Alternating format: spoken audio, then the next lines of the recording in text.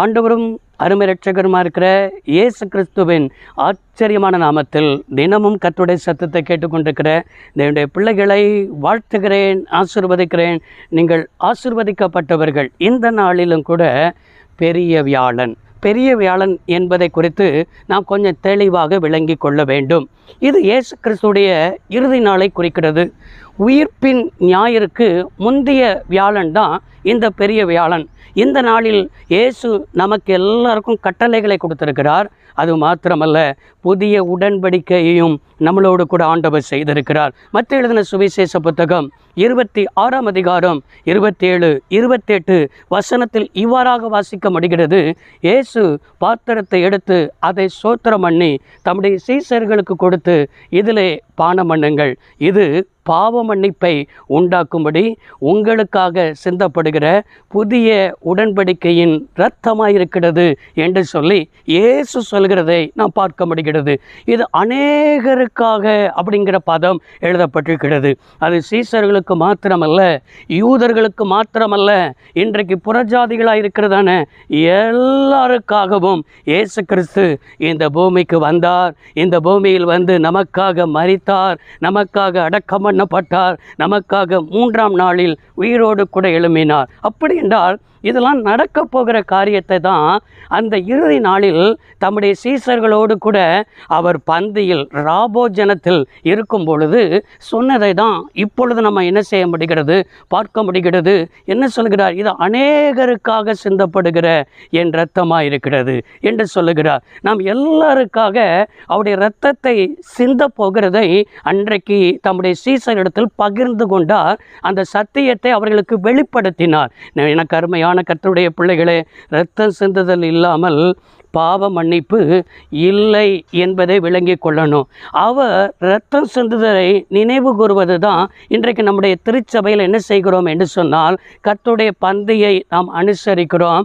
அந்த கர்த்தருடைய பந்தி அவர் வருமளவும் என்னை நினைவு கூறும்படி இதை செய்யுங்கள் என்று இயேசு என்ன செய்திருக்கிறார், நமக்கு கட்டளையிட்டிருக்கிறார். இயேசு கிறிஸ்து அன்றைக்கு தான் தம்முடைய 12 சீஷர்களை கால்களை என்ன செய்தார், கழுவினதாக என்ன செய்ய முடிகிறது, பார்க்க முடிகிறது. அப்படி என்றால் அவரே கால்களை கழுவும் போது நாம் இன்றைக்கு கால் கழுகிற ஒரு அனுசரிப்பு இன்னைக்கு அநேக திருச்சபையில் என்ன செய்கிறது, நடக்க பெறுகிறதை பார்க்க முடிகிறது. நன்றாய் விளங்கிக் கொள்ளுங்க. இந்த சத்தியத்தை கொஞ்சம் அறிந்து கொள்ளணும். கால் கழுவுகிறது என்று சொன்னால் அந்த நாட்களில் சீசர்களுக்குள்ளே யார் பெரியவர்கள் என்கிறதான பிரச்சனை அந்த நேரம் வரை இருந்தது. நீங்கள் என்னை பெரியவர்கள் என்று நினைக்கிறீர்கள், இல்லை, நானே உங்களை கால்களை என்ன செய்கிறேன், கழுவுகிறேன் என்று தாழ்மையை தம்மை வெளிப்படுத்தினார். ஒரு காரியத்தை நாம் சபை கடைபிடிக்க வேண்டுமென்றால் அப்போஸ்தலர்களால் போதிக்கப்பட்டு அது ஆதி திருச்சபை கை கொண்டதாக இருக்க வேண்டும். அப்படி ஆதி திருச்சபை கை கொண்டால்தான் இன்றைக்குள்ள திருச்சபைகளையும் நாம் கை கொள்ள முடியும். பவுலை பாருங்கள், 13 நிருபத்தை எழுதியிருக்கிறார். 13 நிருபமும் திருச்சபைக்கு எழுதியிருக்கிறார். இந்த கர்த்தருடைய பந்தியை குறித்து எழுதியிருக்கிறார். இதை ஒருவன் அபாத்திரமாய் போஜனம் பண்ணினால் என்ன நடக்கும் என்று பவுல் மூலமாக ஆவியானவர் சத்தியத்தை வெளிப்படுத்துகிறார். ஆனால் காலுகிற காரியத்தை குறித்த சத்தியம் பவுல் நிமித்தமாக எழுதப்படவில்லை. அதனால் நம்ம இன்றைக்கு நம்ம எதனால் கழுவப்பட வேண்டும் என்றால் இந்த வேத வசனத்தின் நிமித்தமாய், இந்த வேத வசனம்தான் நம்மளை கழுவுகிறது என்பதை என்ன செய்யணும், விளங்கிக் கொள்ளணும். இதுதான் நம்மளை கழுவும். இன்றைக்கு புதிய ஏற்பாட்டு சபை வேத வசனத்தை வைத்து நம்முடைய வாழ்க்கையை சரி செய்து கொள்வதற்குத்தான் தேவன் நமக்கு தந்த கட்டளை என்பதை என்ன செய்யணும், புரிந்து கொள்ள வேண்டும். இரண்டாவது, அங்கே ஆண்டவர் சொல்லுகிறார், இது எல்லாருக்காக நான் சிந்தினுகிற அந்த ரத்தம் இது புதிய உடன்படிக்கையாக இருக்கிறது. பழைய உடன்படிக்கை உண்டு, புதிய உடன்படிக்கை என்ன சொன்னால் உண்டு.